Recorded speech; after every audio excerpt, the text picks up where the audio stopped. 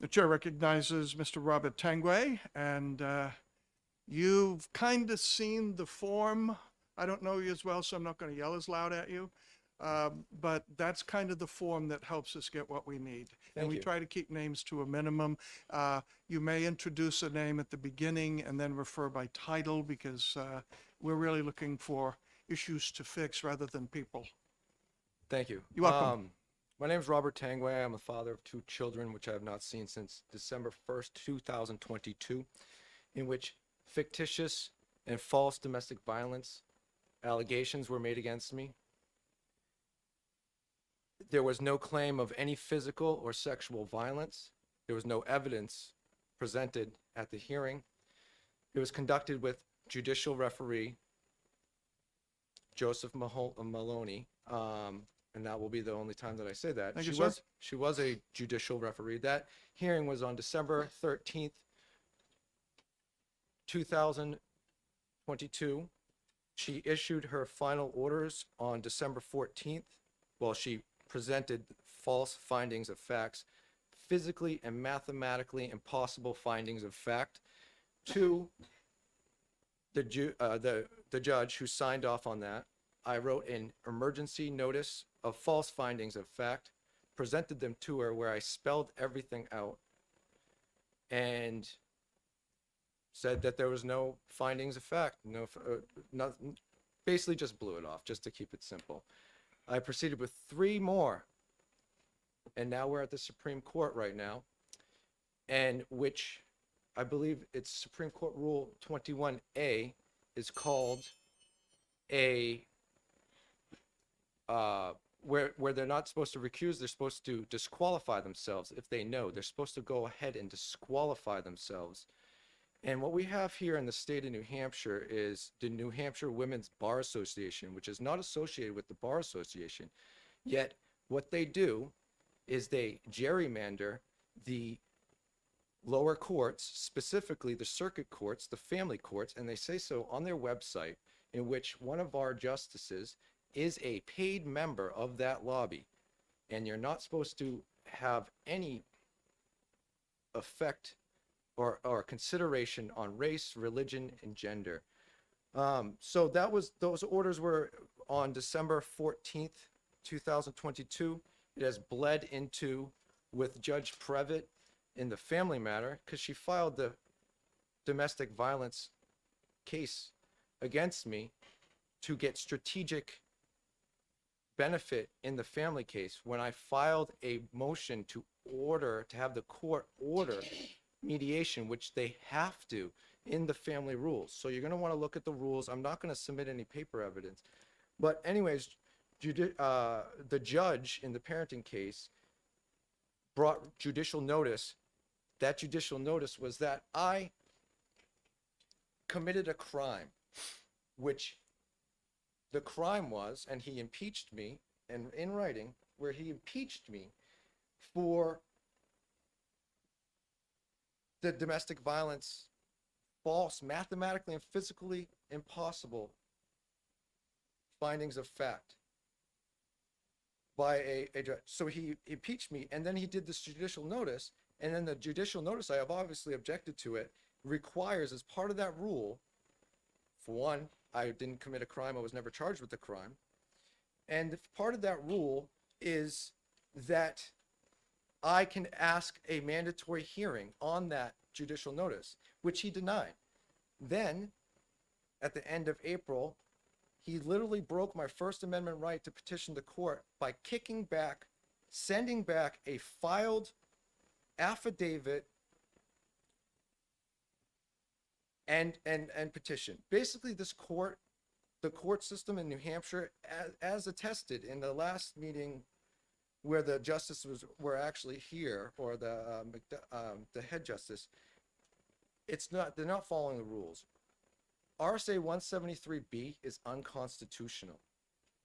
In the state of New Hampshire, right of accused, Article 15, no subject shall be held to answer for any crime or offense until the same is fully and plainly, substantially and formally described to him, or be compelled to accuse and furnish evidence against himself. Every subject shall have the right to produce all proofs, and that may be favorable to himself, to meet witnesses against him face to face, and to be fully heard in his defense by himself and counsel. No subject shall be arrested. And then at the tail end, every person held to answer in any crime or offense punishable by deprivation of liberty, your children, because that's what you can do when you accuse someone of domestic violence. They have the right to counsel at the expense of the state if need is shown. Okay, we'll ask you to wrap it up, sir. You give me Yes. about 15, 20 seconds. So I guess the point of my testimony at this point is to show that I want you guys to be very hard on the justices. There are laws, 633:4, interference with custody, out of state, with no justification. It's a Class B felony, and the police aren't prosecuting on the laws, and the justices aren't. It goes U.S. Constitution, state constitution, laws, court rules. That's the order that it goes. And the court has only discretion of the court rules, because if you look at Okay, Article, we're going to wrap it up, sir. yep, Article 38, Article 29, suspension of laws by legislator only. The power of suspending laws or the execution of them ought never be exercised but by the legislator. Thank you for your time. Thank you, sir. Do you have anything written for us? Not at this time, but I will be in contact, and I appreciate everybody's time and looking into this. Well, sorry, the clock was about you speaking. I forgot about my colleagues up here, which, Oh, perfect. how could I do that? Representative Long. Thank you, Mr. Chairman. Thank you, Mr. Tanguay. So I'm just trying to get the complaint is due process. Is that correct, or would it It's be actually what the first gentleman spoke about. Is conflict? conflict. This was a conflict. Not just conflict, but what we're looking at is what happened in this gentleman's case is it was in the papers. The judge actually whiteouted papers for the gal. She whited it out, and that's why she's no longer a judge. So the judge wrote false statements, mathematically and physically false statements, and just said, I don't have a lawyer. By the way, the plaintiff was represented with a lawyer, and I filed a claim, 633:4, interference with custody of Class B felony, with a 30-day written admission of it. And she didn't hear it. I didn't get a hearing. People aren't getting hearings in Okay. courts, in the I'll write it family down as courts. due process. Thank you. Okay, thank you. Any other questions, Mr. Tanguay?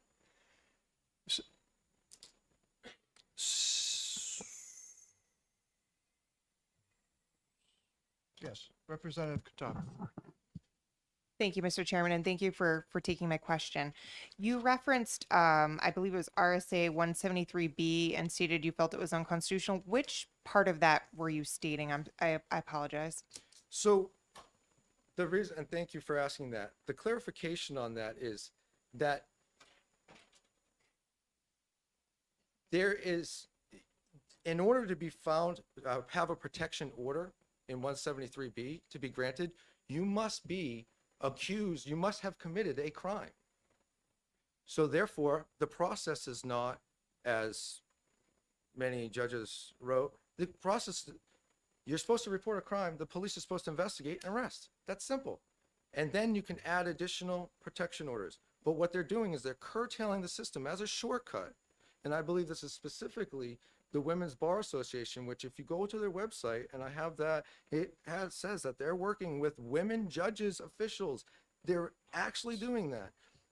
It's to curtail as a shortcut to any type of due process, which is constitutionally protected, and to do so on offers of proof, which is against court rules. You cannot get a restraining order shall not be issued on court rule, on offers of proof. So they're basically just the lawyers just testifying, lying, and saying whatever she has to say so that they can get protective orders. And then what they're doing is they're taking away your right, your liberty to be with your children. They issue children, they issue property, they can issue payments of money. It's unconstitutional in any way. And the only way that it could be considered constitutional is with the domestic courtroom protocol, which I also have that, and that was not followed in this case, and is not followed in many cases. Thank you. Seeing no further questions, thank you, sir. Thank you so much. Chair recognizes Dale Savoy. And we're all figuring it out as we go along, but you know what we're trying to do. Yeah. Yep, So thanks. the reason why I'm here today is I guess to put it into specifics, there's probably a lot of things, and I'll probably have to come back multiple meetings. But the big one is the